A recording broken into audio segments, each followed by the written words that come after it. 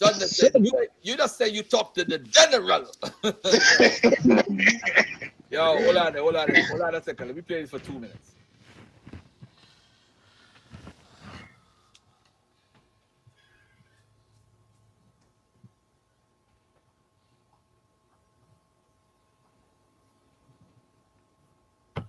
I'll be with y'all in a second. I'm just getting myself together here because, truthfully speaking, I would rather just stay sleeping on the couch. But I'm keeping my word. I made a promise that I would do a live today. And so uh, I'm doing that. Okay. Um, yeah. Um, Merry Horace Born Day. Uh, it's the day after, December 25th. That's what I'm here to talk about. I made somebody a promise. I promised my queen that I was actually supposed to do it before midnight, so it would still be December 25th. I really just didn't feel like it. I'm really tired because you could probably see it in my eyes. I've been working on a project. And shout out to all of you. I'm not gonna play any more of that, but I just want to touch on this one. I'm part of this group called the Black African Holocaust Council. So I was known as Brother Garfield from then. So I used to go to slave theater. I was in all of this stuff, and I studied all this pseudo stuff you see around. I was a part of that. I was a part of that family. But anyway, let me just finish this whole thing about Shakka and December 25th.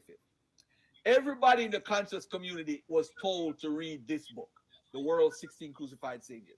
You might not have read it, but you've heard of it. It's the whole thing about all these deities being born on December 25th. And why is this important? Because you believe growing up that Jesus was born December 25th. So to throw you out of the religion and tell you how fake it is, this is one of the big things, a tool that the people from the Egyptian side or the Egyptomaniacs use to pull you in. Because every December 25th, you know it was special to you and your family.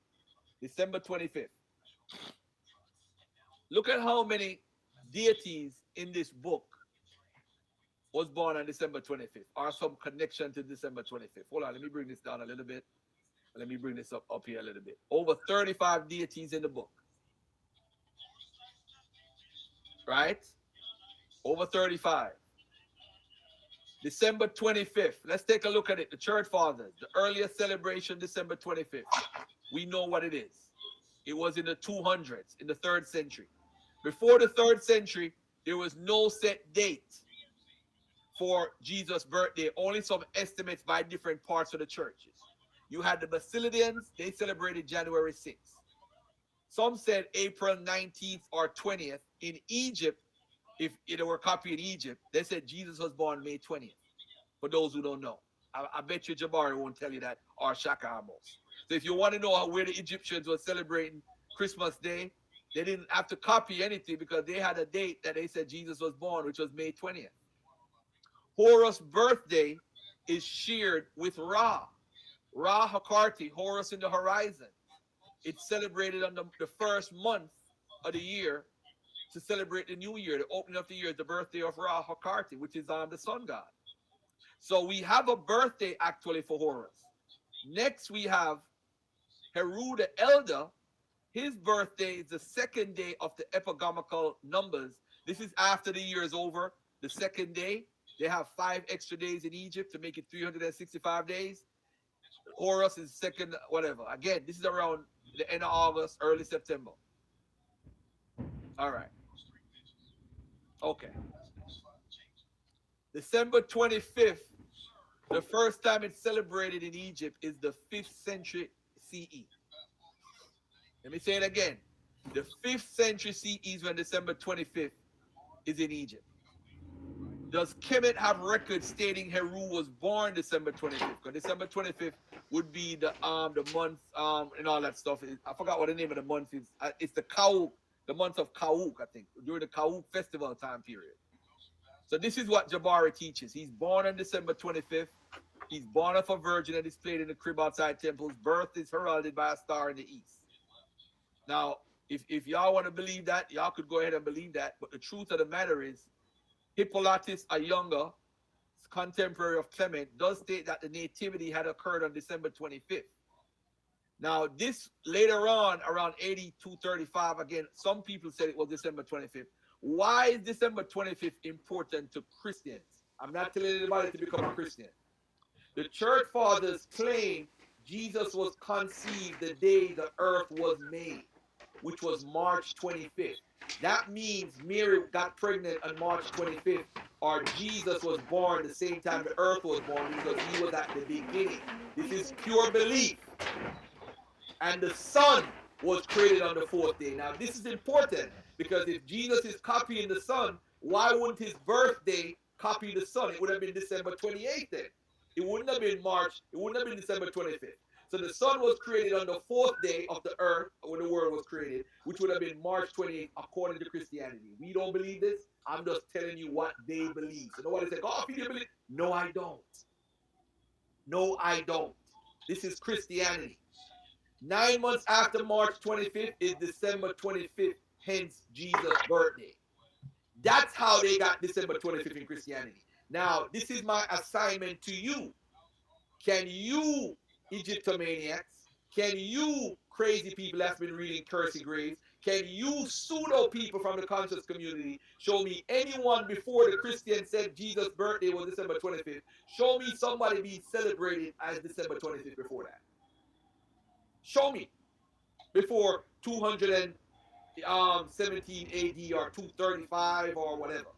Show me somebody else being celebrated on that particular day. You can't do it. You can't do it. Julius Africanus, 221, wrote in the Chronographia, the first Christian chronology, although he does not specifically mention nativity, he believed that Jesus had been conceived on March 25th. Creation itself was on March 25th. Yeah. So that's where they got it from. They ain't get it from no Heru or Horus or Isis or none of these crucified saviors or none of that foolishness.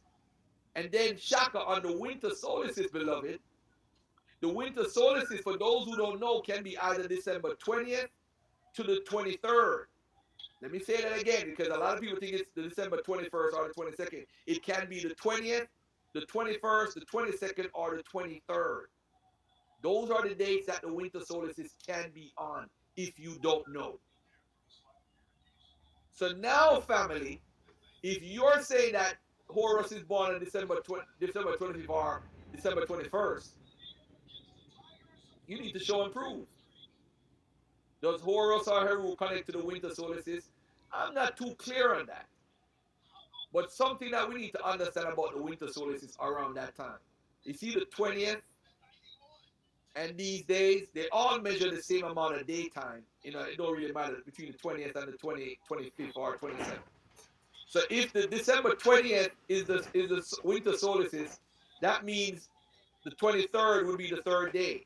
So we are taught that the sun, listen to this carefully. We're taught by Jabari, listen to this. Everybody mute their mic for me real quick. The story from this controversy on page 169 said, every year the temples of Horus presented to worshippers in midwinter, or about December 25th, a scenic model of the birth of Horus. The Roman writer Macrobius adds that the young god was a symbol of the rebirth of the sun at that date. The whole world by the year 180 was familiar with the Egyptian statue of pictures of Isis with her divine babe Horus in her arms. You might say, why this date is important? Well, it actually relates to the winter solstice. The way that this solstice occurs, family, is that we actually understand that the sun. Oh, my bad. But anyway, regardless of that, the winter solstice is celebrated all over the world. It's not exclusive to Kemet. Even in North America, we have it in the winter solstice at New Grange. If you look at New Grange in Ireland or wherever it is, they have a chamber that's light up only during the winter solstice. This is New Grange. This is the outside of New Grange. So before Kemet ever did that, the oldest spot that you bury people you have in the world. They have a few burials down there. It's not really like I do put mastaba because they call this one of the oldest mastabas because you know Egypt had mastabas before the pyramids. But New Grange is one of the oldest places that uses the winter solstice, the sunrise or the sunset. And you have other places too. It's not the only place in the world that deals with that. They have other places that deal with it in the same Ireland. You have New Grange, you have Stonehenge, you have different areas that deal with this. This is I think this is what this is Stonehenge, the winter solstice celebration. You have it all over, even in Bolivia. You have it also in Stonehenge. This is Stonehenge right here. Winter solstice with the sunset. So it's not only Egypt, like people like to act like only Egypt alone, is doing this all this stuff. But this is here in North America. This is for my aboriginals. I ain't gonna leave y'all out. I got y'all back. So this is called the dagger, the sun dagger. So you know as far as the dagger squad, I gotta be a part of this. The sunrise, I think the sunrise, sun strikes a particular petroglyph called the sun dagger, and this is what it leaves. This is what it looks like. The sun dagger. So to the people in New Mexico, this is what it is. At the spring equinox, you see the signs over here? It's a sun dagger. That's what it makes. So at the winter solstice, it gives you two sun daggers. So these people are aligning themselves. Did they learn this from Egypt? They're all the way over here in America. This is another sun dagger right here. Here it goes right here. In New Mexico. Don't need Egypt to know about winter solstice and all that stuff. The December solstice can happen on December 20th, the 21st, the 22nd, or the 23rd. Though December 20th or 23rd solstices are rare. The last December 23rd solstice was in 1903 and will not happen again until 2303. So it's possible. All right? Yeah, I'm not going to get into much science because this community, we shun our science like it's nothing. But as far as the solstices, people need to understand what the sun god is doing. The sun god Ra and all that stuff, Raharkiti and Ra and Heru right here merge. Then you have in Egypt 3,800-year-old tomb entrance where they're in Egypt where they're aligning it with the winter solstice. So they're doing it in Egypt. Nobody's denying that, running from that information. And this shows, you could freeze this and do a screenshot, shows you how they calculate and how the sun blow the way how the temple is built in Egypt. It's the sunlight has a lot to do with how it lights up and all that different stuff. So I mean, this is all over. This stuff is all over, family. Sumerians and the winter solstice. The winter solstice was considered the new year during the Sumerian time period. The new year changed during the old Babylonian time period to the spring equinox time period. So we have everybody all over the world using the winter solstice, talking about it. If Heru or Horus is celebrated as the sun god at the winter solstice, is not an issue. The issue is saying that Christmas is connected to that date, December 25th, because of this. And the sun dying 3 days and 3 nights when that does not exist in Egyptian records. A total fail. This whole thing about the sun dying for 3 days and 3 nights, white folks made it up and we sucked up and we believed the nonsense. We believed it. December 25th in the year 30, what would have been under the Gregorian calendar, which day? We have all these calculations. I was ready for the debate with Jabari, y'all. I was ready. But anyway, let me stop sharing. That's just to deal with the whole winter solstice stuff.